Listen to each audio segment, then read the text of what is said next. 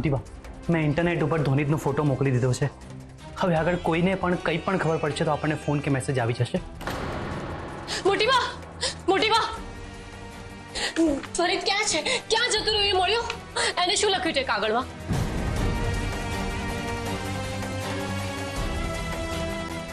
તમને આ કાગળ મળી ગયો હશે, પણ તમે બધા મને શોધવાના પ્રયત્નો કરતા હશો ને, તો મહેરબાની કરીને આ પ્રયત્નો ના કરતા. તમે બધા મારા માટે બહુ પ્રયત્ન કરી રહ્યા છો, પણ કદાચ કુદરતને એ જ મંજૂર છે કે હવે મને જીવવાનું નથી. મારા કારણે તમે બધા ટેન્શનમાં છો, પૈસાનો પણ બગાડ થઈ રહ્યો છે. હું નથી ઈચ્છતો કે મારા કારણે તમે મુસીબતમાં આવો. હવે મારા વિશે ચિંતા કરવાનું મૂકી દો. હવે હું તમારી સાથે રહીને તમને દુઃખ આપવા નથી માંગતો, એટલે હું જઈ રહ્યો છું.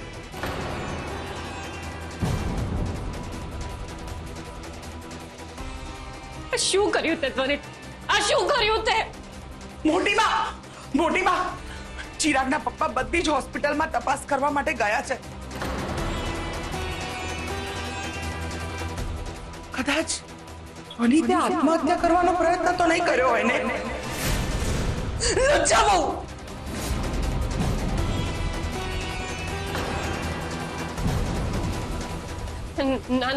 ના, ત્વરિતે કઈ નહીં થાય. હું એને શોધીને રહીશ. એને કઈ નહીં થાય. ત્વરિત!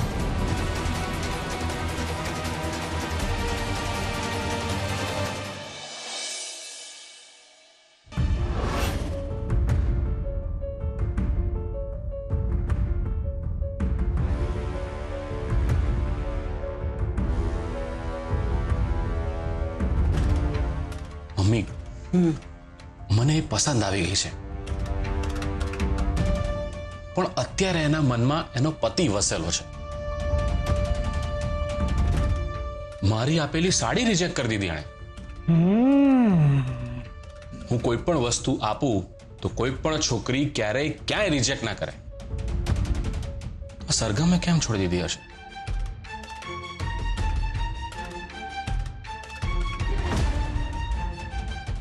પણ મમ્મી, તું ચિંતા ના કરીશ. આજે એણે મારી સાડી રિજેક્ટ કરી છે ને, કાલે એ મારા નામનું ઘરચોળું પહેરશે, જોજે. મમ્મી,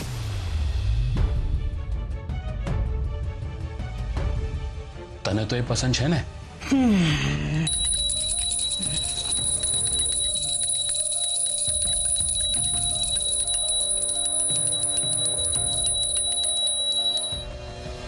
એ તો આપણી સાથે રહેશે ને, એટલે બધું સેટ થઈ જશે, અને પછી તને પણ પસંદ આવશે.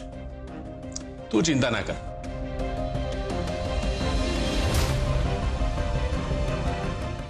ત્વરિત!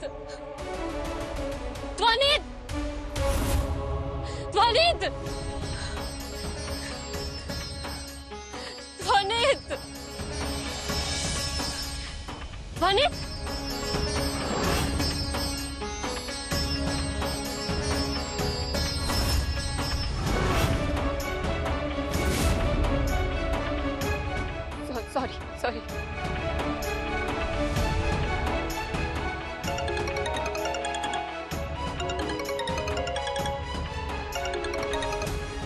હા ચિરાગભાઈ. હલો સરગમ, ધોનીત મળી ગયો છે, તો ફટાફટ ઘરે આવી જા. Thank God.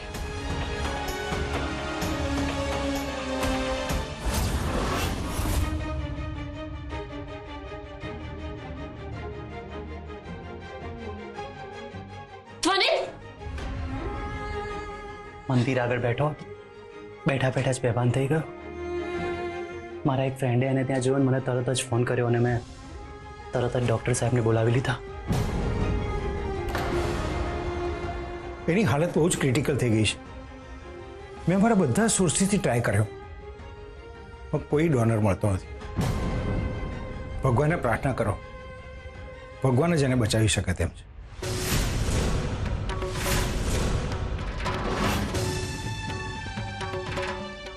સર, ત્વરિત,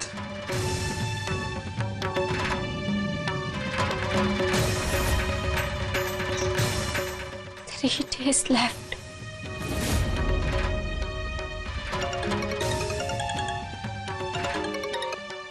અરે સરગમ બેટા, એક ખુશ ખબર છે, આપણને ડોનર મળી જશે. શું વાત કરો છો?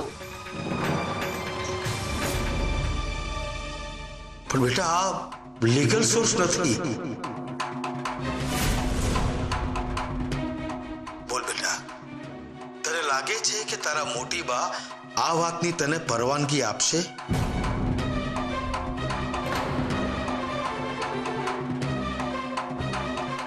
તમે મારા માટે મીટિંગ ફિક્સ કરો, મારે મળવું છે.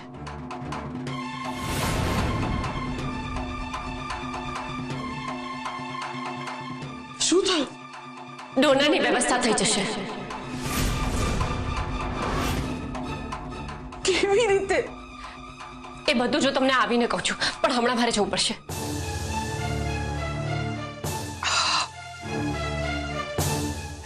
હે ભગવાન.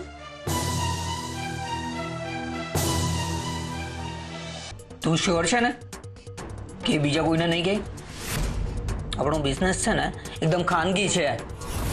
જો એ છોકરીએ બબલ કરીને તો મારો આખો બિઝનેસ બંધ થઈ જશે. અરે એનો પતિ અત્યારે મરવા પડ્યો છે, એ શું કામ બબાલ કર્યા? તું ચિંતા નહીં કર. હા, એક વાતનું ધ્યાન રાખજે, એની પાસે મોટી રકમની માંગણી કરજે.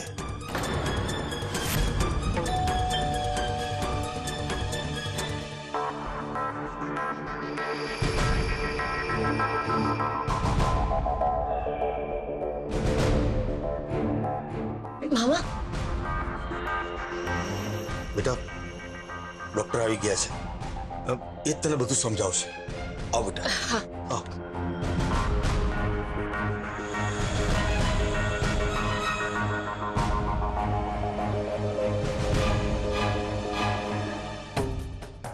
બેટા સરગમ, આ છે ડોક્ટર સુભાષ. નમસ્તે. ફાઇલ. જી. તમે ફોન પર જે ઇલીગલની વાત કરી રહ્યા હતા એ શું છે? કાયદેસર રીતે જે ડોનર્સ હોય છે ને એ વેઇટિંગ લિસ્ટ પ્રમાણે એલોટ થાય છે.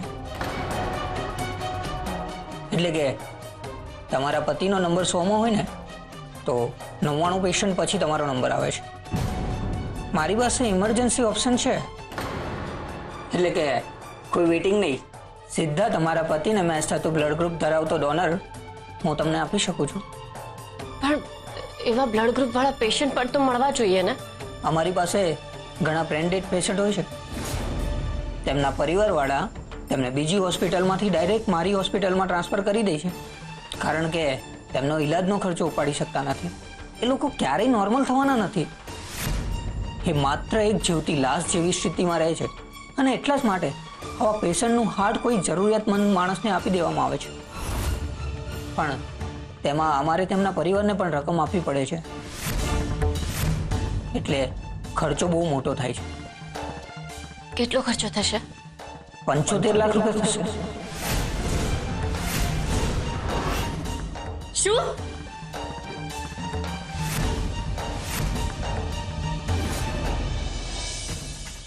ડોક્ટર સાહેબ, આ 75 લાખ રૂપિયા તો બહુ ખર્ચો કહેવાય.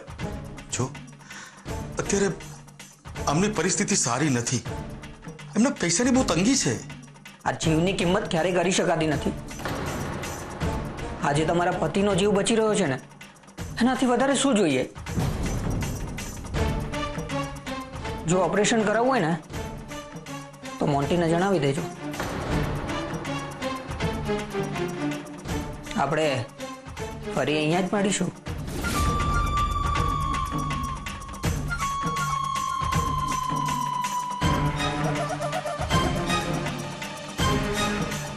બેટા સરગમ, અત્યારે મોટી બાના આદર્શ વિશે વિચારવાનો સમય નથી. મામા, મારે મમ્મીની મિલકત નથી જોઈતી.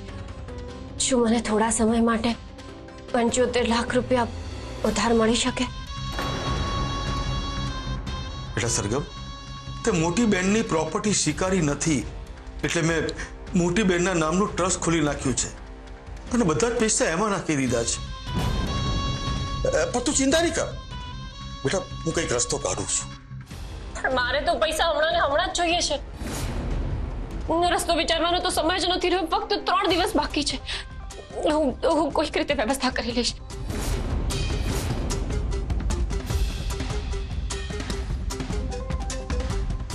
બેટા સરગમ,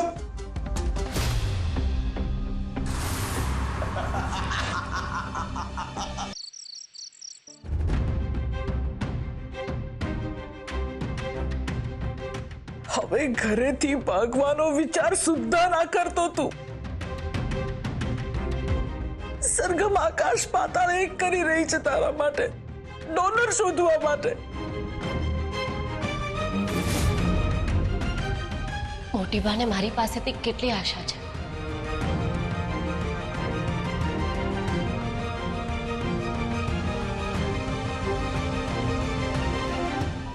સરગમ, સરગમ, શું થયું? ક્યાં હતી તું? ડોનરની વ્યવસ્થા થઈ ગઈ છે ને?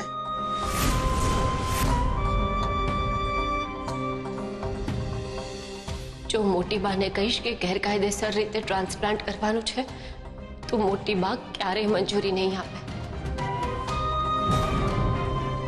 થોડોક સમય લાગશે પણ થઈ જશે. 1 મહિનામાંથી 27 દિવસ જતા રહ્યા છે. 28મોય જતો રહેશે. ખાલી 2 દિવસ બાકી છે સરગમ. હું મારા ત્વરિતને કઈ નહીં થવા દઉં. હજુ 48 કલાક છે મારી પાસે. તમે લોકો વાતો કરો, હું ભગવાન પાસે દીવો કરીને આવું છું.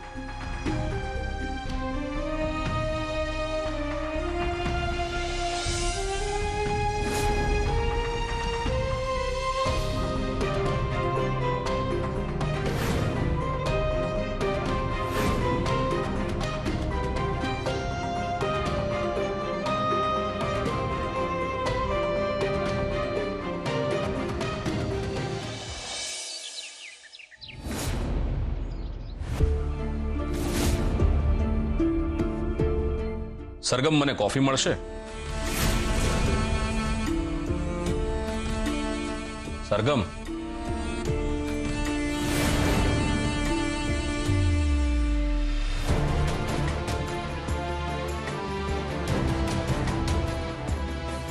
સરગમ, ક્યારનો બોલાવું છું તને. ક્યાં ધ્યાન છે તારું? મારા પતિનો જીવ જોખમમાં છે. જો હાર્ટ ટ્રાન્સપ્લાન્ટ નહીં થયું તો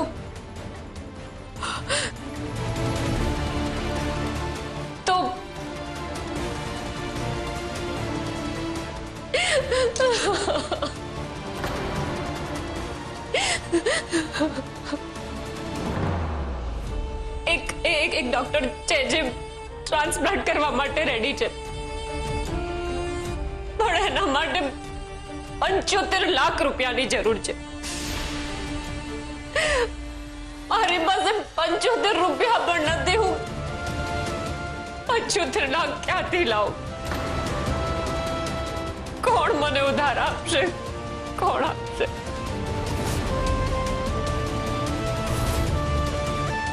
બસ આટલી જ વાત.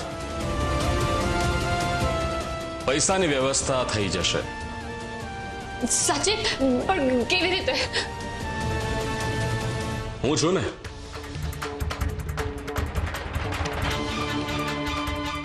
હું આપીશ તને 75 લાખ રૂપિયા. ખરેખર જો આવું થશે તો હંમેશા તમારી આભારી રહીશ.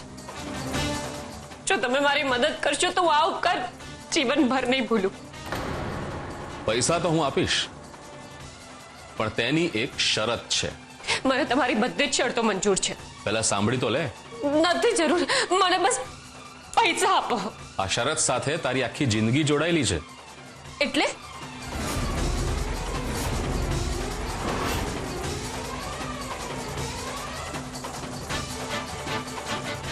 તારે મારી સાથે લગ્ન કરવા પડશે. વોટ?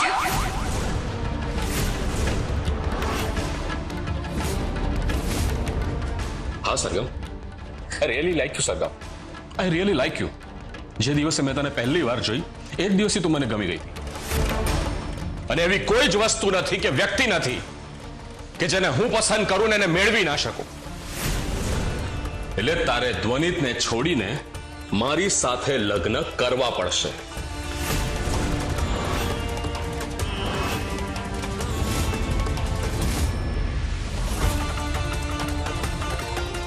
તે કઈ જવાબ ના આપ્યો. હું તો તમારો બહુ આદર કરતી હતી. મને લાગતું હતું કે તમે એક સારા માણસ છો, પણ મને નહોતી ખબર કે તમે આટલી નીચલી કક્ષા સુધી પડી શકો છો. તમારા માટે સ્ત્રી એ માત્ર એક શરીર છે. અરે જે દિવસથી મેં તને પહેલી વખત જોઈ એ જ ક્ષણે મને એમ થયું કે તું મારી જિંદગીનો ભાગ બનીશ. સરગમ, સરગમ, હું તને પામવા માંગુ છું, અને પણ મનથી. અને હું એ પણ ઈચ્છું છું કે તું પણ મને સ્વીકારે મનથી. માનું છું, હું માનું છું કે તારો પતિ તને ખૂબ જ પ્રેમ કરે છે, પણ એક હકીકત એ પણ છે કે એ ઘર તને કઈ જ નહીં આપી શકે. આટલા સારા વિચારો વાળી છોકરી, આટલી સારી ભણેલી ગણેલી છોકરી જો કચરા પોતા કરવાનું કામ કરે તો આવી પરિસ્થિતિ એના પતિ એ જ કરી હશે. અરે તું એ તો વિચાર, એ ઘરમાં તારા પતિના ઈલાજ માટે પણ પૈસાની વ્યવસ્થા નથી.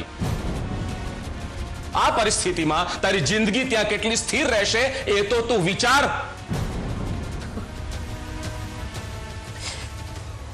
જેનો પરિવાર જ નથી એ મને પરિવાર વિશે સમજાવે છે. અત્યારે હું મજબૂર છું ને, એટલે વધારે કઈ જવાબ નથી આપી શકતી. પણ આ જવાબ મારો સાંભળી લો. મને તમારી આ ડીલ મંજૂર નથી.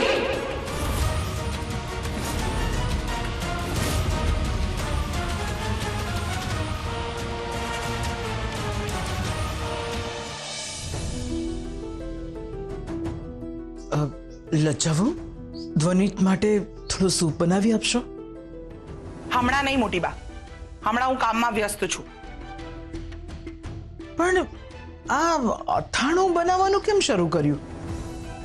તમે જ તો કહ્યું હતું મોટી બા કે ઘરનું બધું જ કામ સરગમ એકલી કરે છે, એટલે મેં વિચાર્યું કે હું પણ કંઈક કરું, એટલે મેં અથાણાના ઓર્ડર લેવાનું શરૂ કરી દીધું છે. એટલે તમને એવું ના લાગે ને કે હું પણ ઘરમાં કોન્ટ્રીબ્યુશન નથી કરતી? લજ્જા વહુ, તમે ક્યાંની વાત ક્યાં લઈ જાઓ છો? મેં તમને કહ્યું કે તમે ઘરનું ધ્યાન આપો તો સરગમને એટલો બોજ ઓછો. બોજ સરગમ પર નથી આવતો મોટી બા, પૈસા નથી ને એના કારણે અમને બોજ આવે છે. મારે અત્યારે લજ્જા વહુ સાથે કોઈ ચર્ચા નથી કરવી.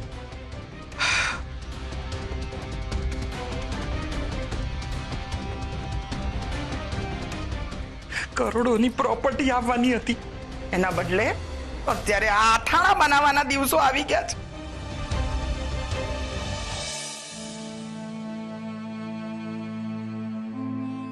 અરે અરે બેટા, આરામથી ઉભો થા.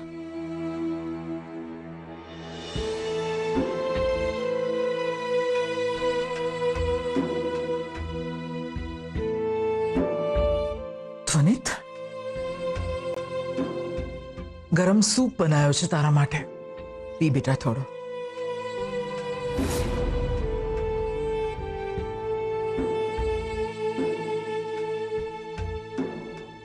સરગમ, સરગમ ક્યાં છે? બેટા, સરગમ કામથી બહાર ગઈ છે, પણ તારા માટે એક ખુશ ખબર છે, ડોનર મળી ગયો છે. સરગમ, ધ્વનિત, ધ્વનિત, તું ઠીક થઈ જઈશ, હિંમત રાખજે.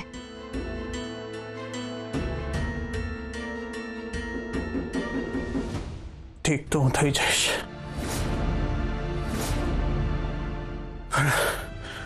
પણ એના માટે તારું મારી સાથે હોવું બહુ જરૂરી છે. પ્લીઝ સરગમ, તારી ઓફિસમાંથી 2 દિવસની રજા લઈ લે. સરગમ,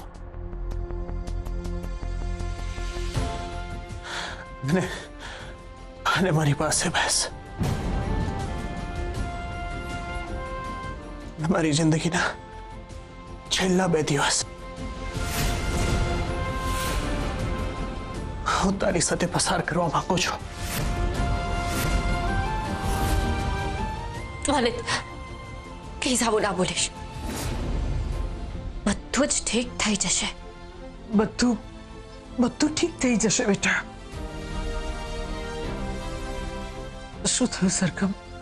આના વિશે તમારી સાથે વાત કરવી હતી. મોટી બાપ, હું મંદિરે દર્શન કરીને આવું છું. સરગમ, ચાલ. વનિત પાસે બેસું કે ભગવાન પાસે જવું? ધ્વનિતની ચિંતા ના કર, હું છું ને અહીંયા.